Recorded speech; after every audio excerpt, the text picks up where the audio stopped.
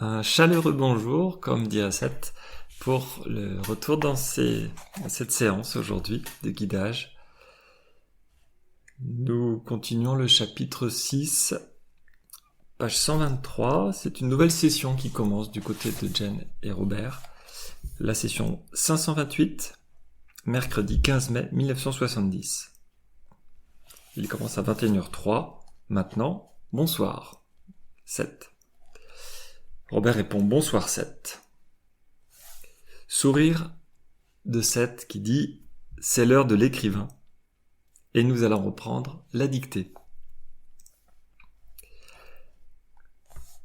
Pour vous resituer un petit peu là le paragraphe d'où on en est,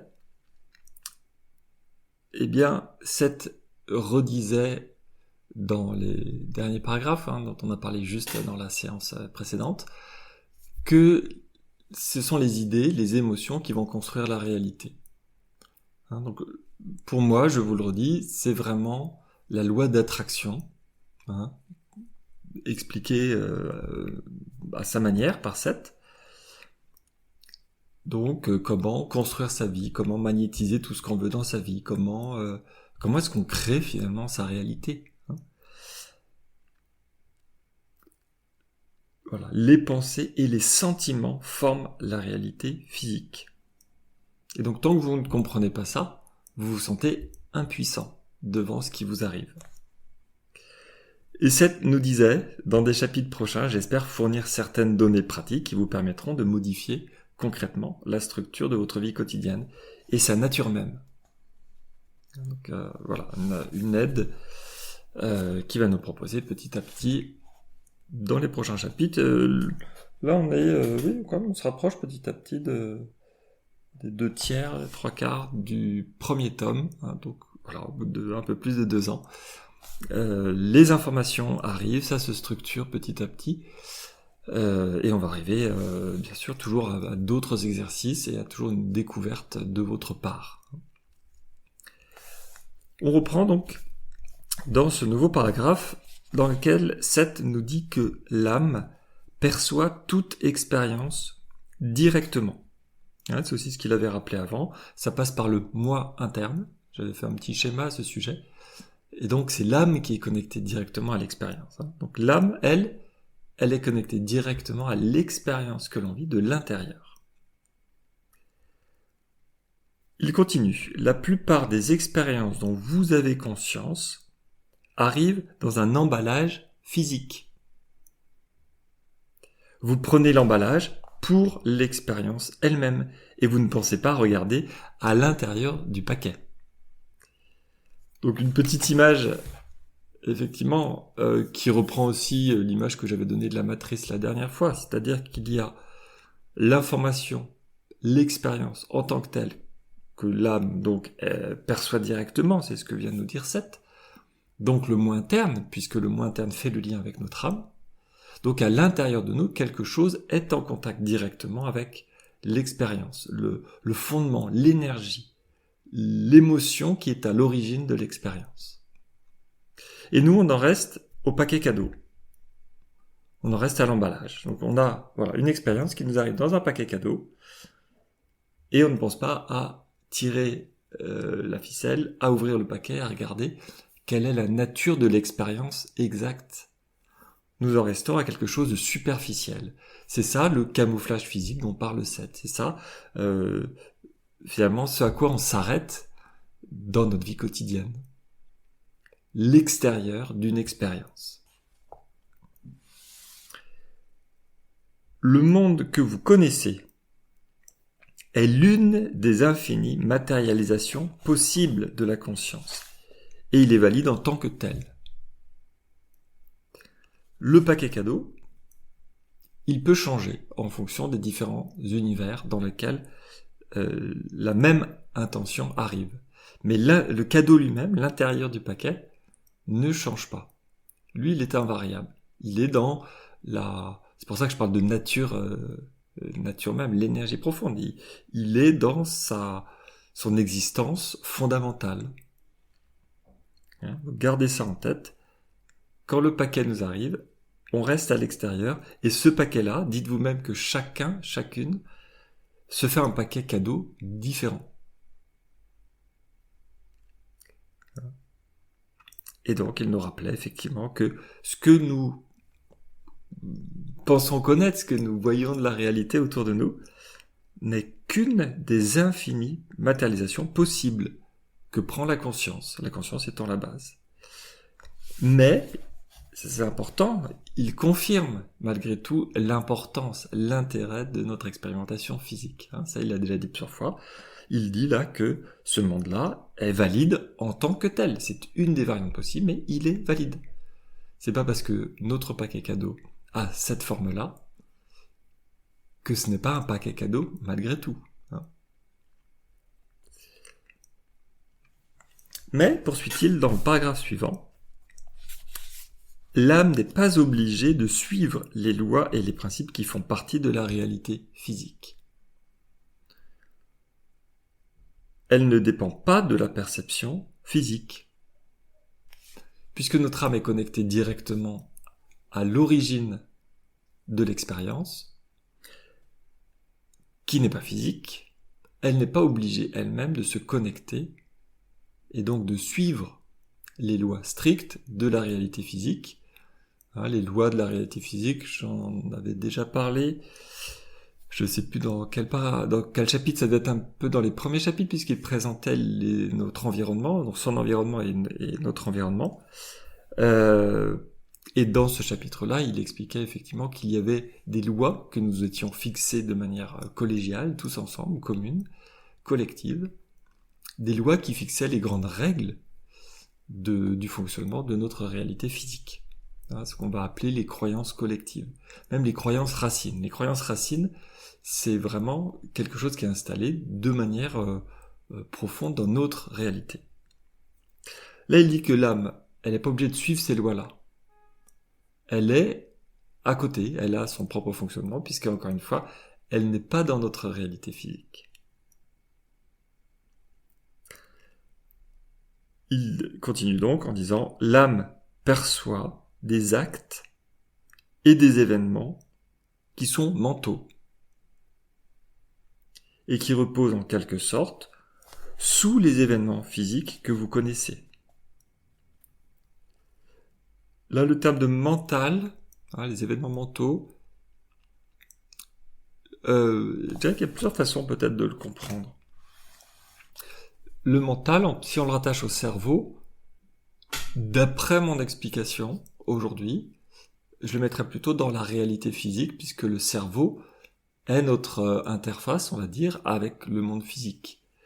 C'est comme si la conscience arrivait de manière invisible, impalpable, mais que pour prendre corps les idées, quand les idées apparaissent quelque part, il faut bien quelque chose de physique pour faire l'interface avec nous, ce qu'on vit au quotidien.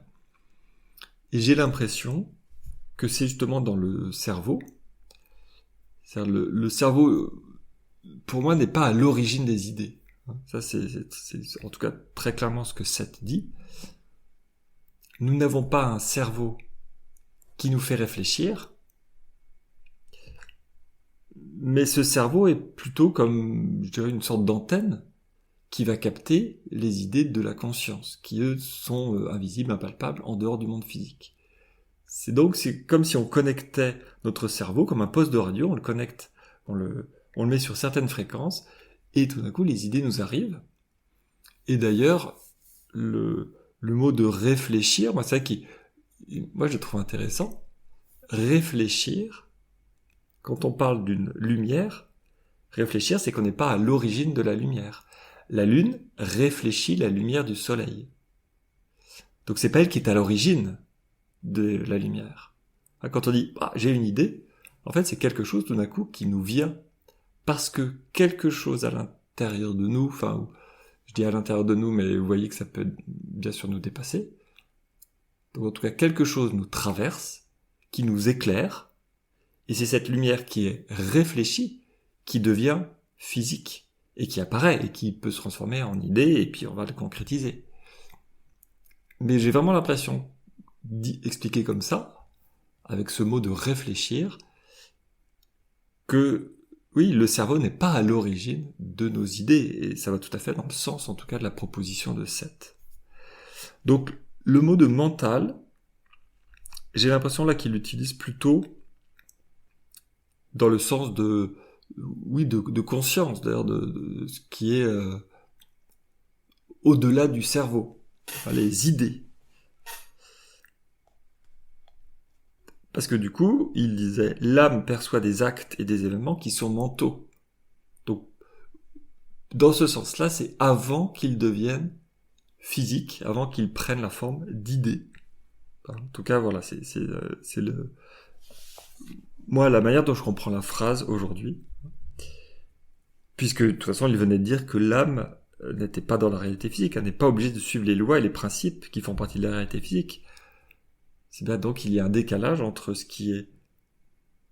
plutôt finalement, oui, c'est ça, le moi interne, la différence entre le moi interne et le moi externe. La partie inconsciente qui va devenir consciente. Donc le côté mental qu'il utilise serait plutôt pour parler de la partie moi interne, donc la connexion avec justement la partie de l'âme. Voilà. Et donc qui repose, donc ces événements qu'elle capte, reposent en quelque sorte sous les événements physiques que vous connaissez. Donc effectivement, ça viendrait confirmer en quelque sorte l'explication que je viens de vous donner. Les perceptions de l'âme ne dépendent pas du temps, puisque le temps est un camouflage physique, ça fait partie justement, le temps et l'espace font partie des grandes lois communes dont je parlais dans ce début de séance. Donc le temps est un camouflage physique qui ne s'applique pas à la réalité non physique. Quand Seth nous dit que le temps n'existe pas, c'est dans la réalité non physique. La notion de temps, en tout cas, est extrêmement différente. En tout cas, le temps en tant que tel que nous le vivons, n'existe pas. Donc, je dirais, voilà, si vous avez déjà écouté quelques séances depuis le début du livre, ou que vous avez lu le livre vous-même, pas de grande nouveauté, en tout cas il est juste en train de recaler différents éléments. Là il nous dit que effectivement il y a cette âme qui arrive directement depuis le monde non physique, et donc il rappelle effectivement qu'il y a un décalage entre ce que peut percevoir notre âme et ce que nous percevons, puisque nous sommes, dans un premier temps en tout cas, si on n'expérimente pas, si on ne cherche pas ailleurs, nous sommes bloqués à nos 5 sens physiques et donc à une perception physique de la réalité.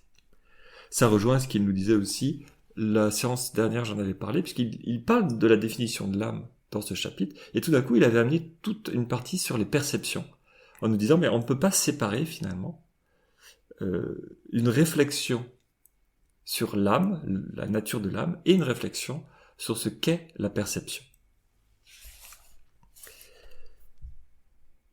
Il continue, dans le paragraphe suivant, en disant « Il est difficile de vous expliquer le fonctionnement de l'expérience directe. » Donc de l'expérience telle que l'âme l'aperçoit elle-même. Tout ce qui n'est pas d'origine physique, tout ce qui n'appartient pas directement à notre expérience physique, donc les mots internes, la perception interne, ce qui est en train de vivre notre âme, la plupart du temps, visiblement, les concepts vont manquer dans notre réalité physique pour comprendre les concepts de cette réalité non physique. Les mots manquent. Notre cerveau a du mal à conceptualiser quelque chose qui n'est pas physique. Donc on est un petit peu démuni. Donc Seth nous dit simplement de temps en temps, il nous dit voilà, j'essaie de faire au mieux, j'essaie de vous donner des exemples, des similitudes, mais il reste quand même difficile de vous expliquer une réalité non physique à vous qui êtes imprégnés dans cette réalité physique. Donc là, il voulait essayer de parler de l'expérience directe, qui n'est pas physique. Mais, précise-t-il, cette expérience directe, elle existe. Il va la définir de cette manière-là. C'est un champ total de perception dépourvu des indices de couleur, de taille, de poids ou de sensations tactiles qui habillent vos perceptions physiques. Voilà. Ça, c'est la définition de Seth de ce qu'est l'expérience directe. Je le retraduirai, et je vais redonner l'exemple que j'avais donné la dernière fois, qui me parle beaucoup, sous forme d'énergie, c'est-à-dire une information. L'expérience directe nous vient sous forme d'information. Ce que nous vivons, en fait, c'est juste une information retraduite de manière électrochimique par notre cerveau pour que nous comprenions l'expérience en tant que telle. Autre parenthèse, d'où le fait que chaque expérience est subjective, puisque chacun a son propre cerveau, ses propres connexions, sa propre mémoire, son propre fonctionnement, sa propre compréhension de la réalité physique, donc sa propre interprétation de tout ce qui se passe en permanence. Voilà, je vais refaire. Donc sa définition à lui de l'expérience directe, c'est un champ total de perception. Donc on peut imaginer l'exemple, voilà, je vais peut-être le redonner, puis je vais parler à partir de là. La présentation de la matrice, le film Matrix, et donc dedans il parle de la matrice, c'est quand on voit les informations en clair, le fond de l'information, les chiffres verts là, qui clignotent. Ça pour moi, ce serait l'information directe, telle que certaines personnes peuvent la comprendre, l'interpréter. Donc notre âme est connectée directement à ce champ d'information, les petits pictos verts. Ce serait ce que Seth appelle un champ total de perception. Et ce champ-là, dit-il, il est dépourvu des indices. Je trouve ça intéressant le mot. Voilà. Indice. Une sorte de variation, une valeur particulière de couleur, de taille, de poids, de sensation tactile. Donc là, il parle pas de goût, mais là, on voit qu'il est en train de parler des sens physiques. Tout ce qu'on peut voir, tout ce qu'on peut sentir, tout ce qu'on peut toucher. Oui, non, il parle pas effectivement l'odeur, le goût, et tout ce qu'on peut entendre, donc les sons. Mais en tout cas, il parle bien de ça, il parle bien de cette interface physique, et qui est, si je reprends mon exemple de Matrix, eh bien quand justement on recouvre, à un moment donné, ils sont dans le vaisseau, là, Nabucodonosor, et il dit pour économiser l'énergie, on coupe l'interprétation de la matrice, et donc on n'a que les chiffres verts qui viennent.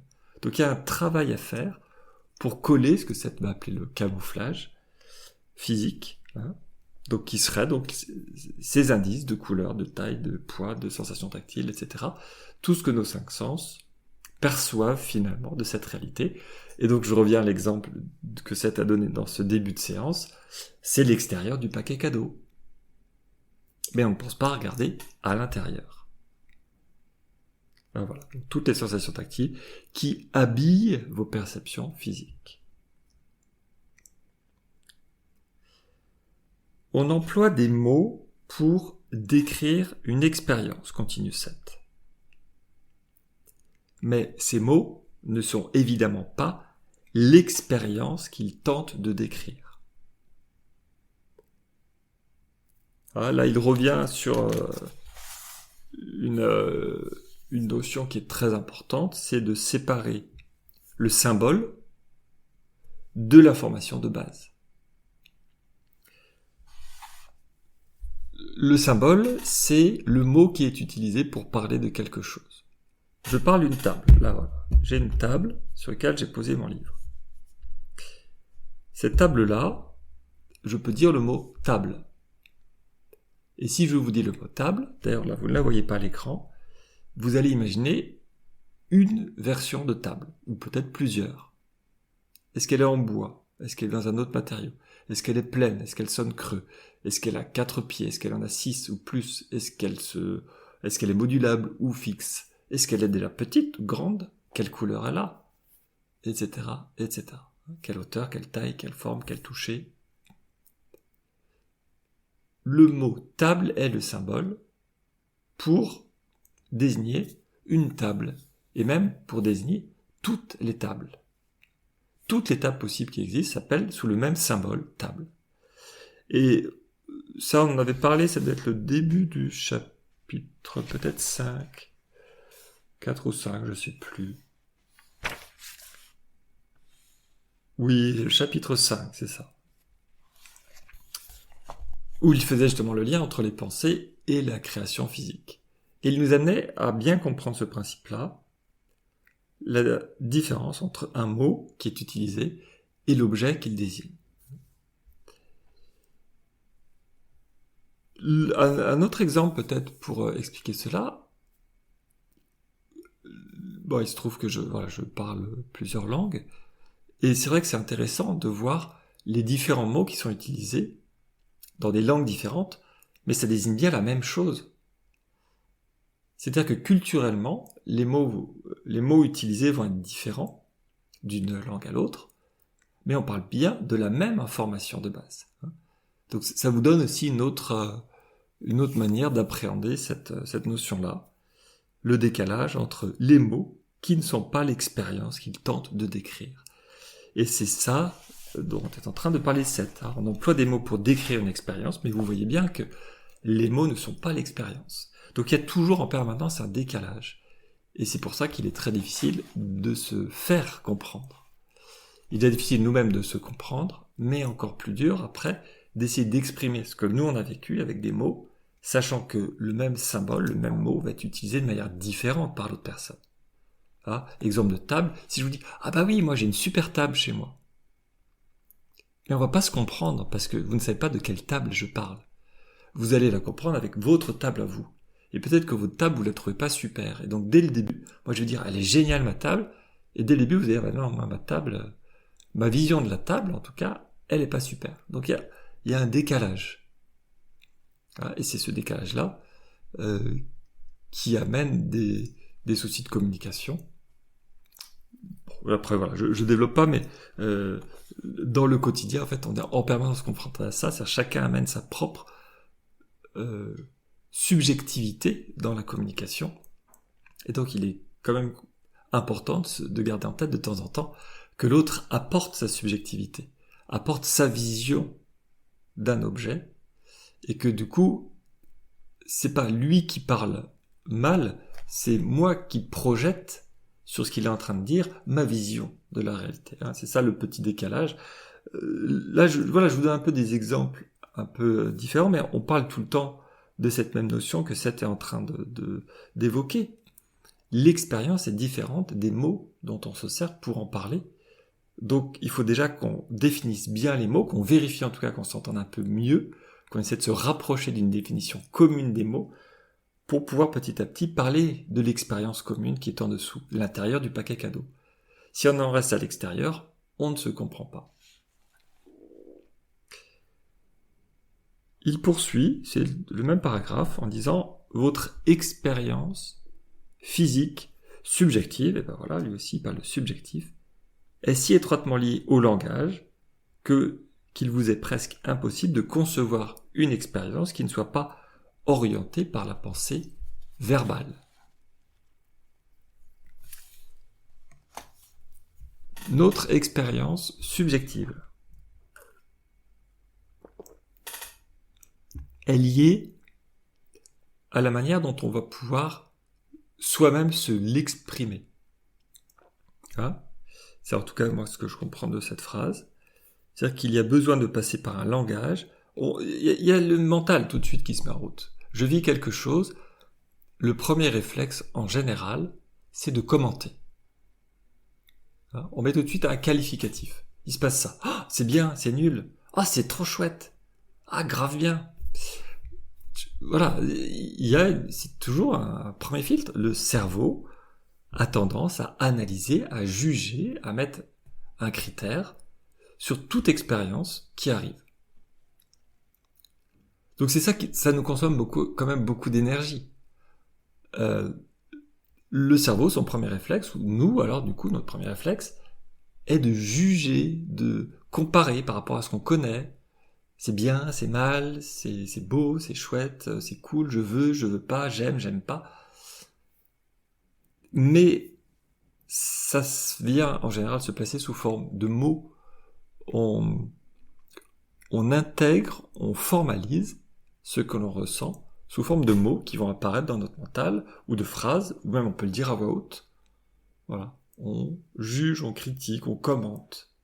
C'est un blabla quasiment permanent de notre cerveau. Et donc, lui, à sa manière, il va dire, votre expérience physique subjective, cette interprétation permanente, ce commentaire permanent de la réalité physique, est si étroitement liée au langage, c'est ce que j'appelle les commentaires permanents, les phrases qui sortent, les mots, etc., les qualificatifs. On va essayer de dire, tiens, ça c'est mieux, c'est moins bien. On essaie de mettre le bon mot sur ce qu'on est en train de ressentir. Mais c'est si lié au langage que finalement, il nous est presque impossible, nous dit-il, de concevoir une expérience, de vivre une expérience, qui ne soit pas orientée par la pensée verbale, qui ne soit pas, qualifiée, jugée, passée au crible de notre mental, de notre cerveau qui va analyser et mettre des mots dessus, donc quelque chose de verbal. L'expérience est liée au verbal, et donc elle est liée à la qualité des mots de notre vocabulaire que l'on a. Je redonne l'exemple qui, moi, je trouve très parlant. Dans la langue inuit, je ne sais plus combien, du coup, à chaque fois j'oublie, une trentaine, je crois, il existe une trentaine de mots pour parler de toutes les qualités variables de la neige, autour de la neige, de la glace, etc. Selon les qualités de la neige. Parce que dans le monde inuit, dans la culture inuit, la neige est prépondérante, elle est super importante. Est-ce que c'est une bonne neige, elle est tassée, elle est lourde, elle est collante, elle est légère? Est-ce qu'elle annonce plutôt un réchauffement, plutôt du froid? Voilà, je ne sais pas après tout ce qu'il y a derrière cette culture-là. Mais vous voyez que les mots qui existent dans une langue permettent de rentrer dans une expérience particulière, donner une qualité, de moduler en tout cas la manière dont on va traduire, donc vivre l'expérience aussi. Parce que les mots, ils apparaissent quand il y a un besoin. Si nous, c'était très important sous nos latitudes, la neige, et qu'on commence à voir qu'effectivement il y a plusieurs types de neige et que c'est important de le qualifier, on va augmenter les mots, on va créer des nouveaux mots. Le langage s'adapte à l'expérience. Donc si on manque de mots pour traduire une expérience, on va créer un nouveau mot qui a un sens particulier.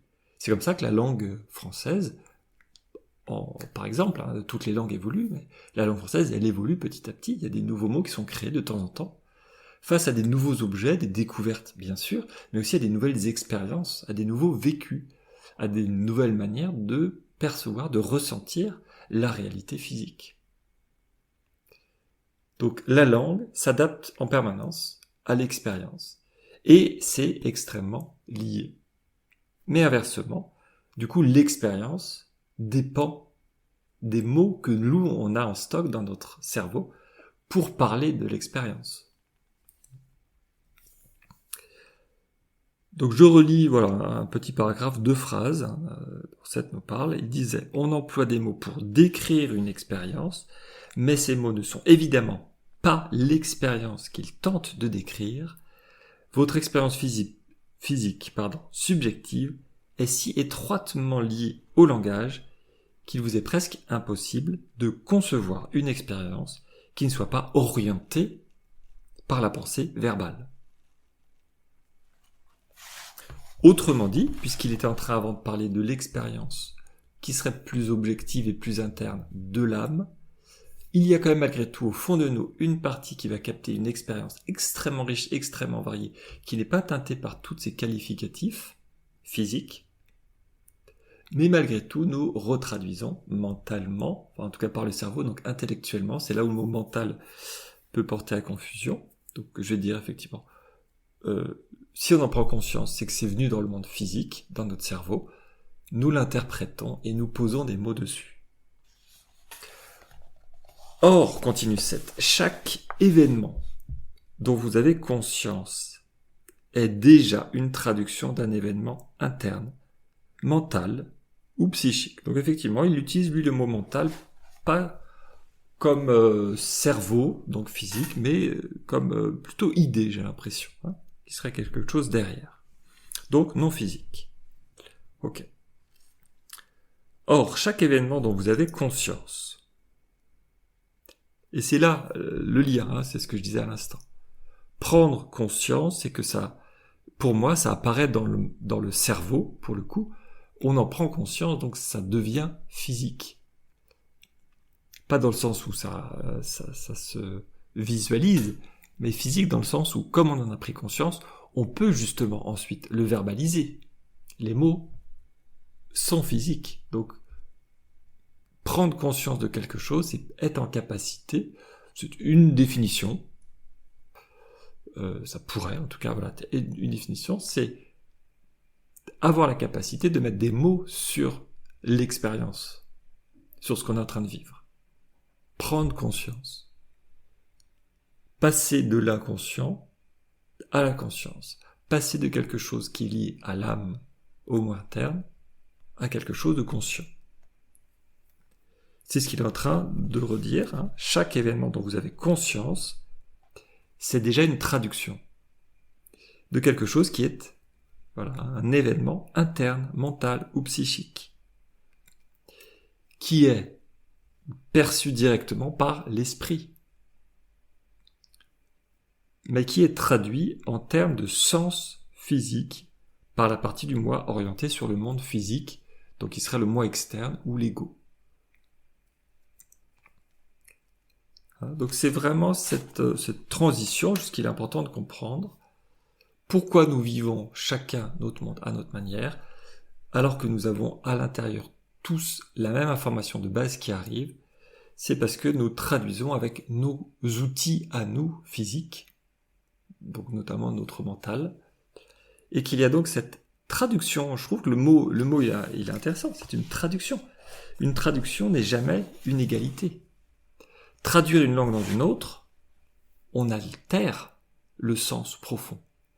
D'essayer de traduire, comment ça s'appelle, yaku, quelque chose comme ça, les petits poèmes japonais, qui ont 3 phrases, je crois, mais très peu de mots. Il y a une subtilité dans la langue japonaise. Moi, je parle un petit peu le mandarin, le chinois. Dans plusieurs langues orientales, il y a une subtilité dans la manière dont on prononce les syllabes. Il y a plusieurs tons. Ba, ba, ba, ba. Mais il y a même ba, le ba tout court. Bon, c'est juste pour vous donner un exemple. Donc, c'est des choses très subtiles qu'on n'entend pas à l'oreille au départ chez un oriental. Je l'ai peut-être même moi-même mal prononcé, donc je m'excuse s'il y a des personnes qui comprennent le mandarin. Je l'ai peut-être mal prononcé. C'était juste pour vous donner un peu cette image-là, que les langues orientales vont utiliser quelque part une capacité, un paramètre que nous n'utilisons pas, ou que je ne connais pas en tout cas, dans les langues que je connais européennes, occidentales, le fait de faire varier l'intonation. Donc ça va permettre de faire des jeux de mots d'une subtilité que nous ne pouvons pas comprendre, puisque la même syllabe va être utilisée et ah oui, mais dit comme ça ou dit comme ça a 2 sens différents, mais ça se ressemble, donc on peut faire des jeux de mots. Et on peut faire donc des rimes extrêmement riches, extrêmement variées, et amener un sens derrière, en faisant rimer 2 fois le même son, mais comme il n'est pas forcément prononcé de la même manière, ça agrandit le sens qu'il y a derrière. Pour faire prendre conscience qu'en fonction de la langue qu'on utilise, il y a des subtilités, des possibilités, qui sont intraduisibles dans une autre langue. Et donc de traduire tel quel, un petit poème japonais en français, on perd énormément de sens. Ou alors il faut mettre beaucoup plus de mots, ou alors il faut mettre des sous-entendus. Non, enfin il y a plein de choses qu'on ne va pas pouvoir traduire.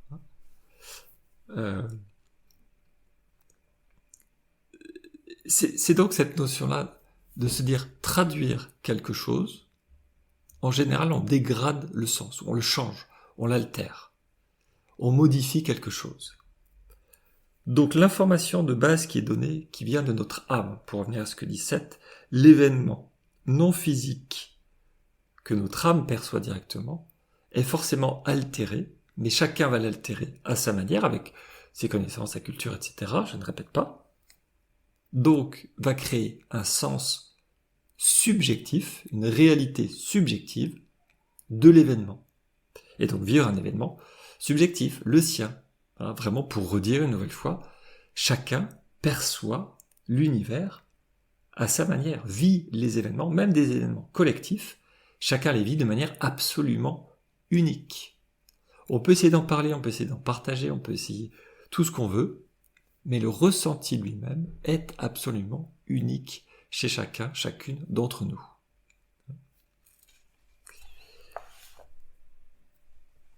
Voilà, parce que donc c'est cette notion, voilà, il est traduit en termes de sens physique.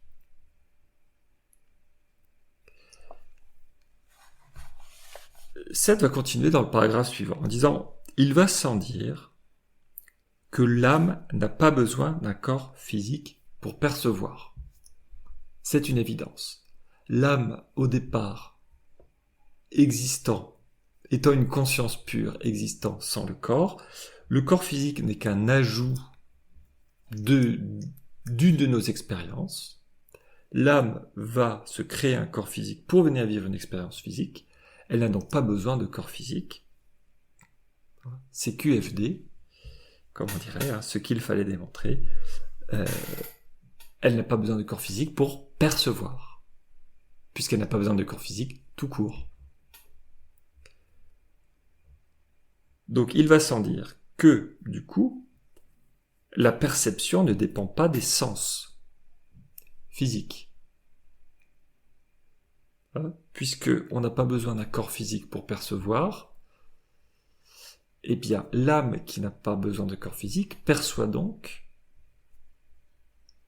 sans les sens physiques. Et que donc la perception n'a pas besoin des sens physiques pour exister. Et donc il va sans dire que l'expérience, continue 7, se poursuit que vous soyez dans cette vie ou dans une autre. Puisque c'est notre âme qui perçoit à l'intérieur de nous. La perception, oui, c'est ça, l'origine de ce que l'on perçoit de l'expérience existe en dehors de notre corps physique, et donc existait avant notre naissance, et va continuer après notre mort. Et donc, continue 7, il va sans dire, voilà, je répète à chaque fois, mais c'était le début de sa phrase, que l'âme applique en ce moment même, en vous, ses propres méthodes de perception. Il y a donc 2 niveaux de perception en nous en permanence. Notre âme, à l'intérieur de nous, par notre moi interne, perçoit la richesse de l'expérience dans son sens objectif. Qu'est-ce qu'il disait? Voilà, le fonctionnement de l'expérience directe. Il disait tout à l'heure que c'était compliqué. Un champ total de perception dépourvu des indices de couleur, de taille, de poids, etc. Ça, c'est une partie de nous qui perçoit ça. Et donc, nous rajoutons une partie physique, intellectuelle. Donc, je relis ce début de paragraphe. C'est la même phrase. Il va sans dire que l'âme n'a pas besoin d'un corps physique pour percevoir. Point virgule. Que la perception ne dépend pas des sens. Point virgule. Que l'expérience se poursuit, que vous soyez dans cette vie ou dans une autre. Point virgule. Et que l'âme applique en ce moment même, en vous, ses propres méthodes de perception. Tout ceci est présent en nous, en permanence. Nous sommes connectés à notre moi interne et notre âme en permanence. Nous recevons des informations de notre moi interne, de l'expérience originelle, de l'intérieur du paquet cadeau, dont je parle depuis le début de la séance. Nous recevons tout ça en permanence. Et il est possible de s'y connecter plus que ce qu'on fait au quotidien. Après avoir dit ça, Seth enchaîne en disant « Il s'ensuit que l'expérience du système physique dépend d'une forme et de sens physique. » L'expérience du système physique dépend donc d'une forme et de sens qui sont physiques. Tiret, car une fois encore, ceci interprète la réalité en données physiques. Interprétation, traduction, c'est ce qu'on venait de voir dans le paragraphe précédent. Il y a traduction permanente. Il continue en disant « Il s'ensuit également que certains indices de l'expérience directe, qui vient de l'âme, quelque chose de profond, de l'âme, excusez-moi, il s'ensuit également que certains indices de l'expérience directe de l'âme ne s'obtiennent que si l'on éteint les sens physiques. Si l'on refuse de les utiliser pour se consacrer à d'autres méthodes. Donc là, c'est un petit point de bascule dans ce que Seth nous présente, avec le fait qu'il faille éteindre, c'est le mot qu'il utilise, éteindre les sens physiques. Je disais quelques phrases avant, il est possible de se connecter à son moi interne. C'est ce que Seth nous propose depuis le début du livre. Là, il nous redit un début de méthode, quelque chose qui lui semble un peu évident, c'est que pour être plus en lien avec l'information directe de notre âme, il faut essayer d'éteindre les sens physiques, d'essayer de ne plus être connecté à eux, pour voir ce qui reste. Donc il y a cette notion quand même de dire qu'il y a deux informations, que globalement on est très connecté au sens physique, et c'est l'information globale qui arrive, et que ce que je comprends de cette phrase, c'est que le fait d'être connecté à nos sens physiques camoufle, cache, recouvre, ne nous permet pas de nous connecter à une information plus subtile qui est contenue derrière, qui serait donc la connexion à notre âme, et qu'il faudrait donc réussir à diminuer l'impact, l'influence, la réception de nos sens physiques pour laisser petit à petit apparaître donc quelque chose qui est en dessous, qui est présent malgré tout, mais auquel on ne fait pas attention au quotidien. Je relis donc cette phrase, qui pour lui donc est une suite logique.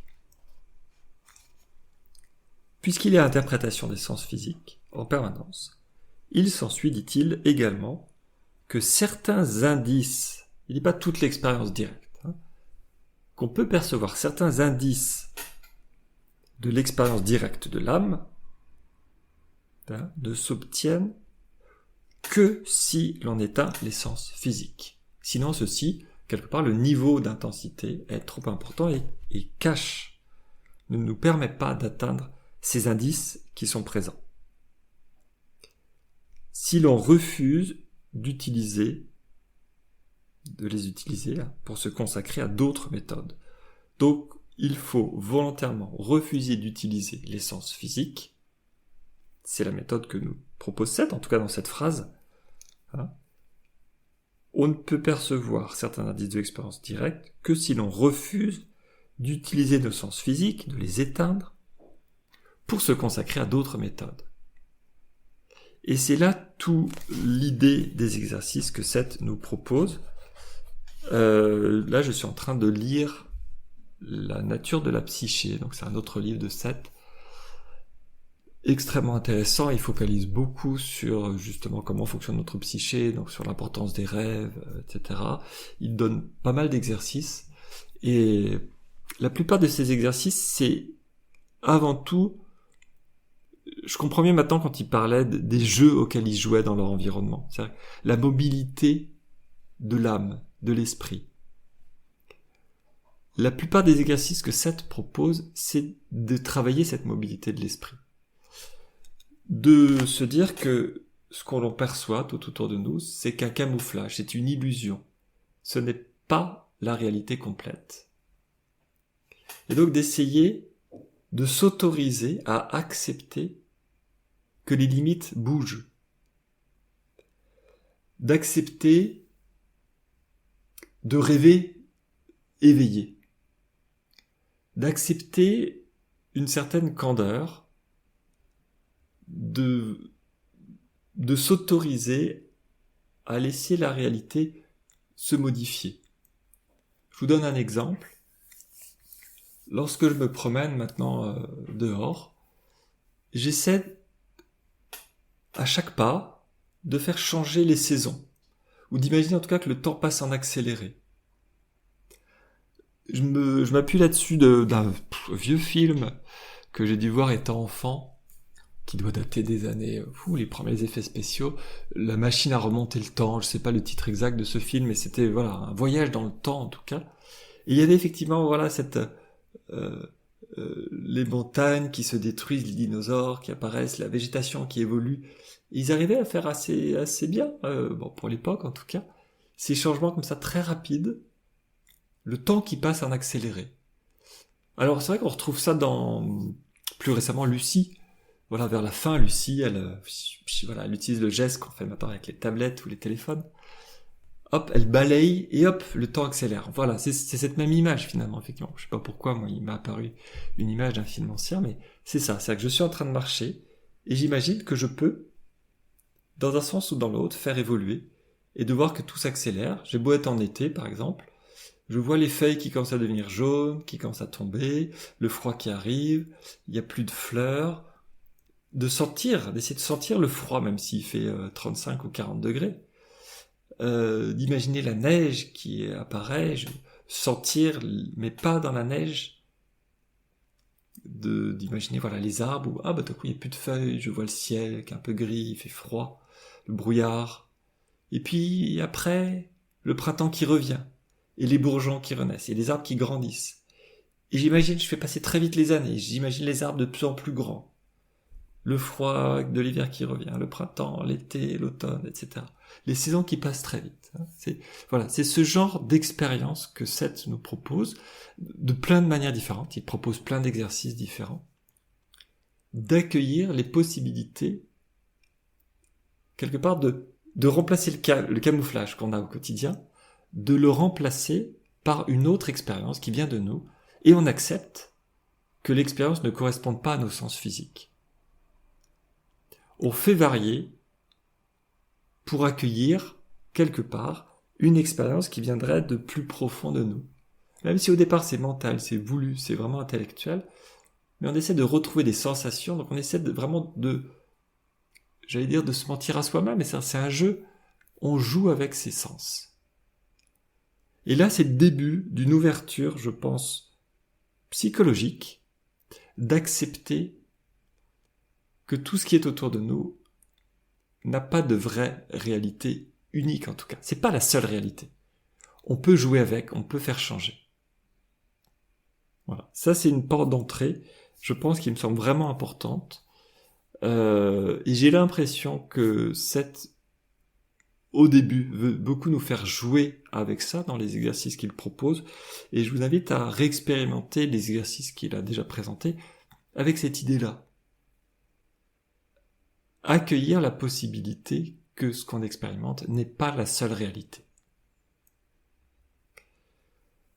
Voilà, on est au milieu d'un paragraphe, mais je vais faire une petite pause ici, et je reviens donc pour la suite de la séance dans quelques minutes. À tout de suite.